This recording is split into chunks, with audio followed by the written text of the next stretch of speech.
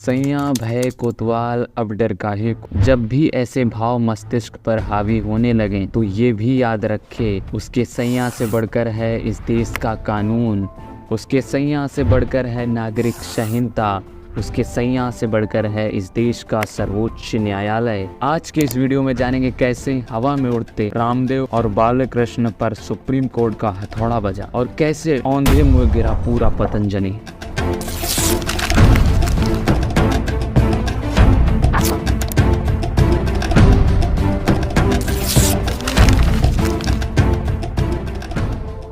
वैसे तो बाबा रामदेव सुर्खियों में रहते ही हैं, कभी योगा की वजह से, कभी हेट स्पीच की वजह से, तो कभी कॉन्ट्राडिक्टरी स्टेटमेंट्स की वजह से। अभी जो टैक्स लग रहा है 50%, वो 1% पे आएगा तो प्रैक्टिकल बात कर रहा हूँ। देखो, सरकार चलाने के लिए गवर्नमेंट को टैक्स भी चाहिए, अलग अलग मंत्रालय भी चलाने हैं, पुअर रिलीफ के भी काम करने और देश की सुरक्षा के भी काम करने।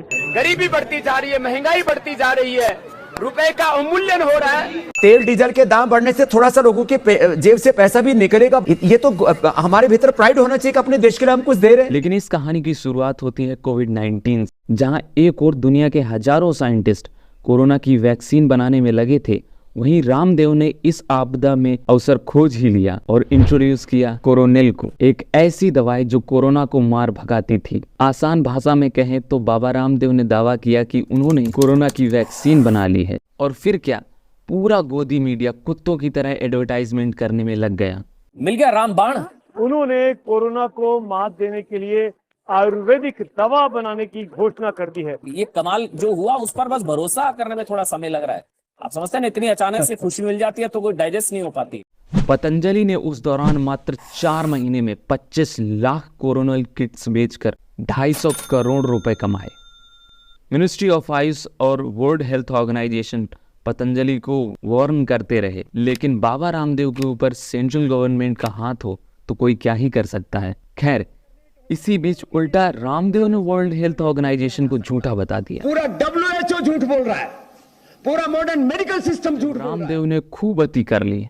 तब 17 अगस्त 2023 को इंडियन मेडिकल एसोसिएशन, जो देश के प्रमुख डॉक्टरों का ग्रुप है, वह सुप्रीम कोर्ट में बाबा रामदेव के खिलाफ रिट पिटीशन फाइल करता है। इंडियन मेडिकल एसोसिएशन पतंजलि के ऊपर एलिगेशन लगाता है कोविड वैक्सीन का फॉल्स क्लेम करने में, मिसलीडिंग एडवर्टाइजमेंट और misconception spread about allopathy. 21 November 2023 supreme court की 2 जजों की बेंच इंडियन मेडिकल एसोसिएशन की हियरिंग करने बैठती है, जिसमें एक थे जस्टिस प्रशांत कुमार मिश्रा और दूसरे थे जस्टिस एहसानुद्दीन इमानुल्लाह। सुप्रीम कोर्ट ने the drug and magic remedies objectional advertisement act of 1954 और कंज्यूमर प्रोटेक्शन एक्ट ऑफ 2019 के तहत बाबा रामदेव को गिल्टी पाया और सारे फॉल्स क्लेमिंग एडवर्टाइजमेंट को रोक देने की हिदायत दी और आदेश दिया ऐसा न करने पर हर एक प्रोडक्ट पर 1 करोड़ का जुर्माना लगाया जाएगा। लेकिन रामदेव ने जानबूझकर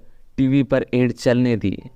सुप्रीम कोर्ट के ऑर्डर के अगले ही दिन यानी 22 नवंबर 2023 को रामदेव ने प्रेस कॉन्फ्रेंस की और अपने आप को बेकसूर साबित करने में लग गए। झूठे हैं तो हमारे ऊपर सैकड़ों नहीं हजारों करोड़ का जुर्माना लगाए और हमें डेथ पेनल्टी भी दे तो हमें स्वीकार है। इंडियन मेडिकल एसोसिएशन ने फिर एक बार सुप्रीम कोर्ट का दरवाजा खटखटाया। 27 मार्च 2024 को हियरिंग शुरू होती है और 2 अप्रैल 2024 को रामदेव और MD बालकृष्ण को सुप्रीम कोर्ट में पेश होना था। वही रामदेव जो पहले अपनी रिसर्च पर बहुत उछल रहा के लिए तैयार हूं। मैं अनुमति मांगूंगा कि मुझे पूरे रिसर्च एंड एविडेंस के साथ, रियल वर्ल्ड एविडेंस के साथ, क्लिनिकल एविडेंस के साथ हमको वहां अवसर दिया जाए कि हम पेशेंट को प्रस्तुत कर सकें, अपने रिसर्च पेपर्स को प्रस्तुत कर सकें। वही रामदेव जो drug and magic remedies act को बेकार साबित करने में लगा था और 1940 में जो एक drug and magic remedy act बना था, उसकी खामियों को हम उजागर कर सकें। उसके खिलाफ भी हम कोर्ट में जनहित याचिका जारी करेंगे कि ये एलोपैथी की तरफ से जो झूठ फैलाया जा रहा है, मॉडर्न मेडिकल साइंस की तरफ से जो झूठ फैलाया जा रहा है, इस झूठ का पर्दाफाश होना चाहिए। वही अब सुप्रीम कोर्ट के सामने सॉरी के अलावा कुछ नहीं बोल पाया। आयुर्वेद दवाओं के भ्रामक दावों को लेकर आज योग गुरु रामदेव और केंद्र सरकार को सुप्रीम कोर्ट ने जमकर फटकार लगाई। कोर्ट में रामदेव और बालाकृष्ण ने माफी मांगी, जिस पर कोर्ट ने कहा कि आपकी माफी हमें स्वीकार नहीं है, आपने जो किया है आपको उसका अंदाजा भी नहीं है, आप पर अवमानना की कार्रवाई होगी। मेरा मुंह से निकल गई, मेरी जबान टूट गई यार। क्या कर रहा है? सुप्रीम कोर्ट ने सेंट्रल गवर्नमेंट और उत्तराखंड गवर्नमेंट को भी नोटिस जारी कर जवाब मांगा कि जब पतंजलि ऐसे फॉल्स एडवर्टाइजमेंट कर रहा था तब तुम सब क्या कर रहे थे। सुप्रीम कोर्ट ने उत्तराखंड स्टेट लाइसेंसिंग अथॉरिटी के 3 ऑफिसर्स को सस्पेंड कर दिया और कहा we will rip you apart, यानी हम तुम्हारी धज्जियां उड़ा देंगे। सुप्रीम कोर्ट ने यह भी कहा, यह भी साफ है कि सेंटर, स्टेट और पतंजलि सब मिलजुल कर काम कर रहे हैं।